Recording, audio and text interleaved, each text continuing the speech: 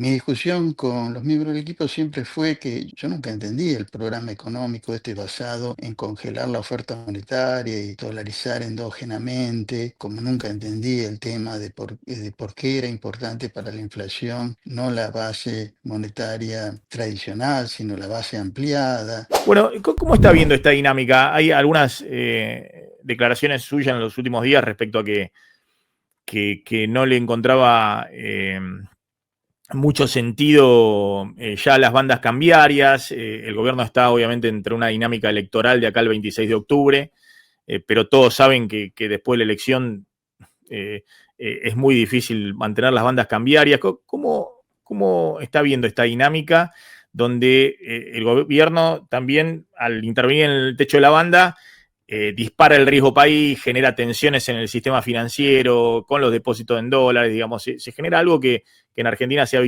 visto muchas veces, ¿no? Y bueno, yo nunca le encontré sentido a la banda cambiaria. Lo que me parece, lo que el gobierno, en mi opinión, debería haber hecho cuando, incluso antes de abril, pero en abril, cuando se formalizó el acuerdo con el fondo, que se podría haber formalizado antes si no hubiera mediado cierta intemperancia en cuanto al diseño de la política económica, era que no hubiera banda cambiaria, que hubiera un tipo de cambio de libre flotación, sin cepo, a las personas, a todos, sin cepo, Mm. y un plan, un programa de compra de reservas preanunciado, tanto por mes, etcétera, y dejar que el tipo de cambio encontrara su nivel de equilibrio y generar confianza para que entraran capitales sabiendo que no iban a volver a quedar atrapados. Pero esa discusión yo la venía teniendo desde el principio, es decir, una vez que se logró bajar la inflación a nivel de 3-4%, que fue básicamente en el tercer cuarto trimestre del año pasado. Mm. Esto se hubiera podido hacer, y eso significaba gradualizar un poco más la baja de la inflación, pero hoy estaríamos con inflación del mismo nivel sin haber reprimido tarifas públicas, sin haber mantenido parcialmente el cepo y permitiendo que el Banco Central acumulara reservas.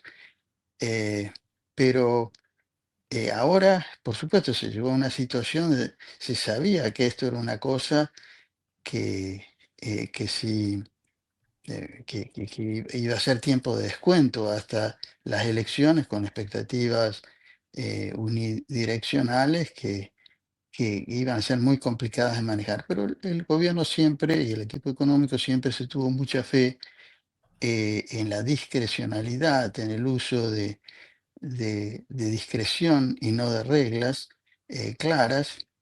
Mi discusión con los miembros del equipo siempre fue que yo nunca entendí el programa económico basado en congelar la oferta monetaria y dolarizar endógenamente, como nunca entendí el tema de por qué era importante para la inflación no la base monetaria tradicional, sino la base ampliada, es que porque hacía una diferencia notable, salvo en las cuentas del Banco Central o en la limpieza del balance del Banco Central, que en todo caso para mí era una prioridad secundaria o para después que se hubiera normalizado todo. Mm. ¿Por qué hacía diferencia que la deuda la tuviera el Banco Central y no el Tesoro, siendo deuda de corto plazo? Todas esas cosas creo que formaban parte de una idea que el equipo y el mismo Milei vendían como novedosa, diferente, y que, bueno, se demostró que no lo era. Pero de la misma forma que soy crítico del pasado, que soy muy, apoyo obviamente lo que se ha logrado en materia fiscal y sobre todo en materia de regulación, el trabajo que Sí. está haciendo Sturzenegger. Eso me parece que es lo más importante. Ahora, Soy, Cotani, soy sí. optimista, quiero decir, sobre lo que viene, porque no creo que haya que dramatizar y decir que el gobierno se ha perdido, independientemente del resultado electoral. Quedan 2 años en donde el gobierno puede hacer buena letra Sí, y llegar bien. se me está yendo un poquito de la. Si puedo un poquito. Ahí Sí, está, ahí está perfecto. ok, La pregunta que le hago es: bueno, usted trabajó la primera parte con el equipo de Caputo y me imagino que tiene muy buena relación porque trabajó en su momento mucho tiempo con Domingo Cavallo, ¿no? sí, Y de hecho, Cavallo. Ya desde el año pasado, y creo que en algún momento hubo también alguna tensión suya con el equipo económico respecto a que venía posteando lo que consideraba, digamos, un plan económico más tradicional, diciendo, bueno, tienen que ir en algún momento a la liberalización del tipo de cambio, tienen que salir del crawling peg, tienen que acumular reservas en el Banco Central. Bueno, decía que era la única forma también, librando la cuenta capital, de que en algún momento ingresaran adicionalmente capitales, pero bueno, había que ver, mientras no ingresaban capitales, era un tipo de cambio más alto y acumulación de reservas, ¿no? Era un ujú, poco el esquema básico, que también es el esquema que uno ve en el acuerdo del propio FMI, ¿no? Lo que plantea el staff report del FMI. ¿Qué teoría económica había detrás de lo que planteó siempre? ¿Y quién lo planteaba? ¿Lo planteaba Caputo o el presidente Milei? Esto de que podían estabilizar sin reservas propias, que no tenía sentido acumular reservas, que los únicos dólares relevantes eran los que te podía prestar el Fondo Monetario y que con eso alcanzaba y que no era necesario acumular reservas. Pues a mí me consta que eso lo decía el presidente en sí. las discusiones económicas en privado. Pero, ¿esa era una idea del presidente o era una idea también del equipo económico? Espero no equivocarme porque yo tuve conversaciones con Toto Caputo, pero no soy amigo de él ni nunca fue.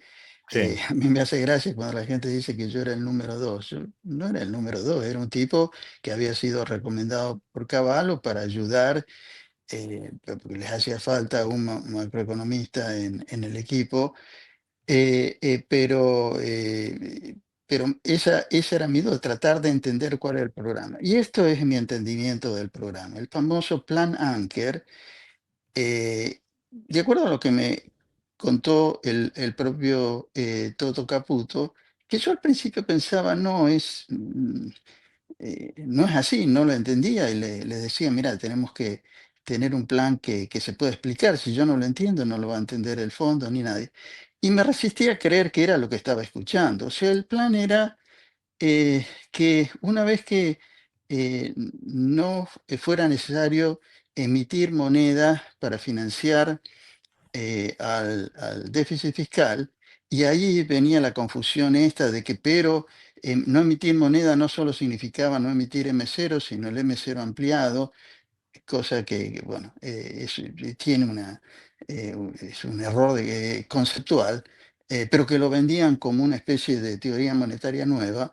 em, entonces ahí no, se podía congelar la cantidad de dinero en pesos, esos pesos que a Milei no le gustaban, y ni siquiera iba a ser necesario remonetizar la economía comprando reservas, porque el problema era el peso. Entonces, se iba a congelar la cantidad de pesos obligando a la gente que tenía dólares a vender dólares y luego iba a comenzar un proceso de dolarización endógena en donde gradualmente el dólar iba a ir reemplazando el peso en las transacciones, eventualmente el gobierno empezaría a cobrar impuestos en dólares. Todo eso era parte de un proceso en el cual no iba a haber ningún costo más que, como no hay pesos, se incorpora el dólar en la circulación y queda la economía dolarizada sin necesidad de haber tenido reservas para dolarizarla.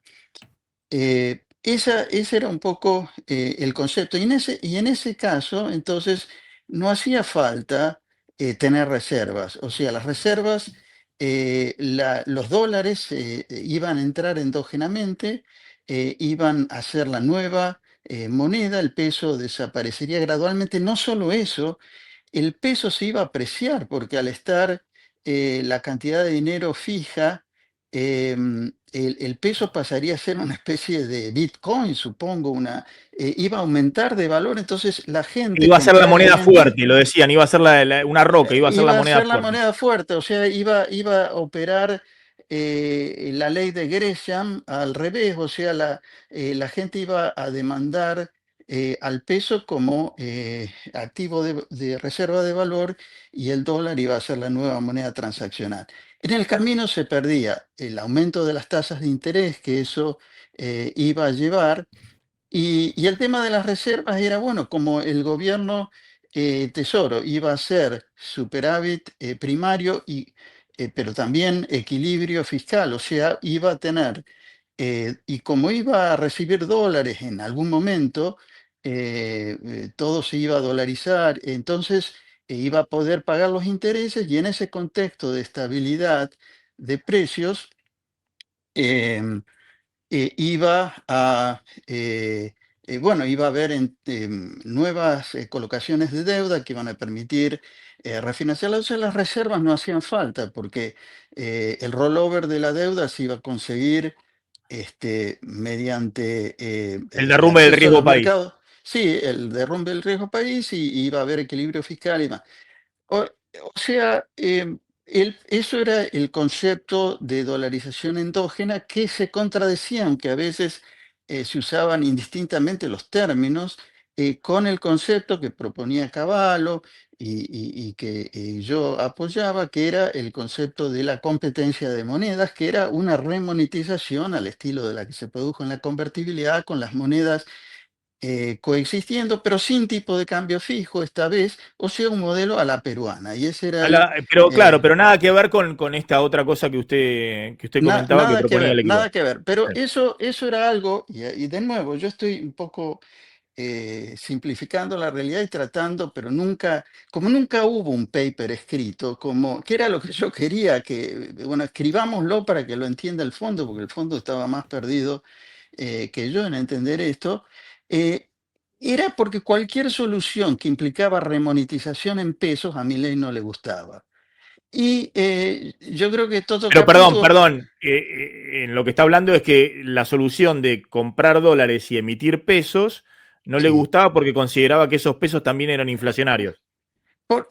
Bueno, en parte porque eran inflacionarios, aunque ahí está, bueno, en realidad si aumenta la demanda de pesos no debería ser No, inflacionario, pero por supuesto cualquier expansión de crédito excesiva luego se corrige con otros instrumentos, que son instrumentos macroprudenciales del Banco Central. Es lo que hace Perú, que al principio tenía una economía casi totalmente dolarizada saliendo de la hiperinflación, pero luego gradualmente el sol se empezó a imponer y hoy más del 50% del sistema financiero está en soles porque consiguió eh, adquirir el rango de moneda creíble. Eh, yo creo que entonces, o sea, de acuerdo a cómo yo entendí lo que había pasado, un día fue en agosto del 2023, Toto Caputo, que en ese momento podría no haberse acercado a Milei porque Milei lo había destratado de alguna manera mm, o criticado públicamente, y le dijo, vos podés dolarizar y la forma en que podés dolarizar es esta. No hace falta reservas, se congela la oferta monetaria y la economía se dolariza solo. Y, y para su sorpresa, Milei le dijo, listo, hacelo. Y no, no, pero yo no quiero ser ministro de Economía, ya sufrí mucho la otra vez. No, hacelo. Y ahí es cuando él cuenta que tuvo que convencer a los hijos, a la esposa, y todo lo cual es cierto. Lo cual me lleva a pensar que este era un plan de Caputo. compartido, de Ah, Caputo, compartido. Es ah. como que le dio la solución que buscaba Milei, una solución quimérica, una solución impracticable, que me lleva a pensar que, no sé, me sorprende porque es un tipo muy inteligente, Caputo, es un tipo que conoce los mercados, pero esto no entra, no encaja en ninguna, en ningún manual de teoría monetaria. Y me parece que No, no, eh, por eso decían que estaban reinventando la teoría monetaria y que le iban a dar el premio es Nobel.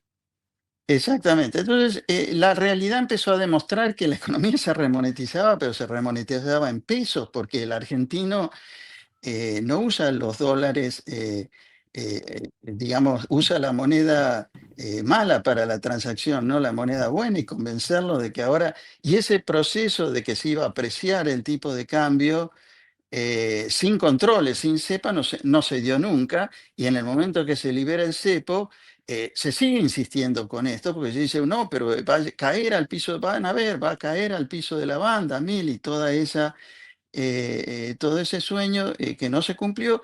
Y yo creo que en el camino de darse cuenta y de insistir, y ahí por eso a mí me preocupa un poco la tosudez y el ego y todas esas cosas que demoran y hacen, digamos, peligrar el interés nacional, eh, es, que me parece que eso ya se lo tienen que haber sacado de la cabeza, pero hasta hace poco se hablaba del dólar a 1000 y todas esas cosas porque el esquema, porque esa teoría económica subyacente seguía viva en la esperanza de que, bueno, sí, la economía se está remonetizando en pesos, pero pero eso es porque sobraban los pesos de los pasivos remunerados y se llega al último eslabón de esto, que es el tema de las LEFIs, que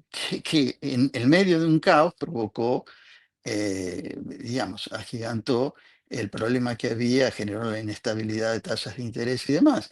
Entonces, ya no queda otro, o sea, me costaría creer, entiendo que de aquí a las elecciones no se pueden sincerar las cosas, pero me costaría creer que no va a haber, después de las elecciones, un movimiento hacia una política monetaria tradicional, entre otras cosas, que controle la tasa de interés, no los agregados monetarios. O sea, lo que tiene todo el mundo, incluso los países, digamos, emergentes y que tampoco les va bien en todo, pero que tienen una política monetaria consistente, Brasil, y en nuestro caso Perú, por el tema del bimonetarismo, donde se controla la cantidad de dinero, se le da flexibilidad al tipo de cambio. Al principio esa flexibilidad va a ser absoluta porque no hay cómo controlarlo, no hay reservas, pero luego en el momento en que la economía se normalice, que entren reservas por la inversión y se remonetice la economía, El tipo de la cambio se flexi aprecia. sí, el tipo de cambio se va a apreciar y ahí va a haber que estudiar el manual de países como Perú, porque no va a haber la posibilidad de que el tipo de cambio sea totalmente flexible, porque en una economía bimonetaria eso genera descalces en el sistema financiero. Perú lo hace muy bien, pero tardó 20 años en perfeccionar ese sistema. Por supuesto, a nosotros como argentinos, y no vamos a imitar a los peruanos, existe también esa cosa. Y yo creo que se ofendía cada vez que Caballo yo mencionábamos el tema de Perú, pero Perú es el modelo para la Argentina porque no hay muchos otros países bimonetarios que han pasado por una hiperinflación. Uruguay Eh, en menor medida. Cotani, a ver, una preguntita de Martín Genero, nuestro especialista en finanzas. Sí, Martín. Sí, Cotani, le quiero preguntar, usted estaba escribiendo recién el plan económico, este Anker que le trajo Caputo a Milei. Ayer a la noche, a eso de la 1 menos cuarto de la mañana, Caputo puso un tuit donde alguien le preguntaba por este escenario, che, tienen el riesgo país muy alto, no van a poder refinanciar la deuda, ¿cómo van a pagar los próximos vencimientos de deuda? Y Caputo decía, en nuestro plan están contemplados estos escenarios no deseados, pero todavía no podemos decir nada hasta que no lo tengamos confirmadas las alternativas que vamos a aplicar, pero todo se va a pagar, ¿no? Todas las deudas se van a pagar. Usted habiendo estado ahí, habiendo hablado con Caputo, habiendo disentido con este plan, ¿se le ocurre, se imagina, conoce qué puede tener en mente Caputo para abordar el escenario no deseado donde no tiene los dólares para pagar los vencimientos de deuda que vienen y tiene el precio del dólar en el techo de la banda, con lo cual tampoco puede ir al mercado a comprar? Bueno, no, yo creo que, y ahí está la habilidad de Caputo Trader, ha sacado muchísimos conejitos de la galera, con el blanqueo, con todas estas cosas que nos hacían quedar a los menos sofisticados en el tema del manejo y del intervencionismo financiero, como que habíamos perdido algo. Pero eh, sin liberar el mercado de cambios, solo hay que pensar en que lo que Caputo tiene en la manga es algo que es de información propia, y entonces la gente empieza a pensar en maná del cielo, cosas como el Tesoro de Estados Unidos, vamos a acceder y ya está prometido y demás, cosas que es y que a lo mejor puede ocurrir, pero sí, o sea, obviamente el Fondo Monetario no va a poner más plata que la producción, pero si hubiera otro donante de fondos para la Argentina o prestamista de última instancia, seguramente que después de lo que pasó con el fondo y con toda la plata que puso, va a pedir que el programa sea coherente, o sea, el plan Anker no vuela para que haya un montón de dólares para parar corridas cuando uno tiene el tipo de cambio atrasado. Hay gente que empieza a decir, no, pero se devaluó el tipo de cambio, ya no está atrasado. O sea, el atraso cambiario no es una cuestión de hacer métricas y compararlo con el promedio, con lo que sea. Es el libro de texto que si tenemos déficit de cuenta corriente creciente y tenemos una situación de estancamiento, de exceso de capacidad y de desempleo y subempleo, el problema no es el exceso de gasto, sino el problema es la distorsión del precio relativo, o sea que el tipo de cambio real está atrasado. Hay un exceso de demanda de comercializables, un exceso de oferta nocional de no comercializables. Y ese problema solo se puede resolver permitiendo que el tipo de cambio encuentre su nivel de equilibrio. O sea, a lo mejor hay, yo no creo que la Argentina vaya camino a defaultear deuda pública, pero no porque va a venir alguien a regalarnos dinero sin pedir condiciones a cambio, sino porque va a cambiar el esquema monetario y cambiario.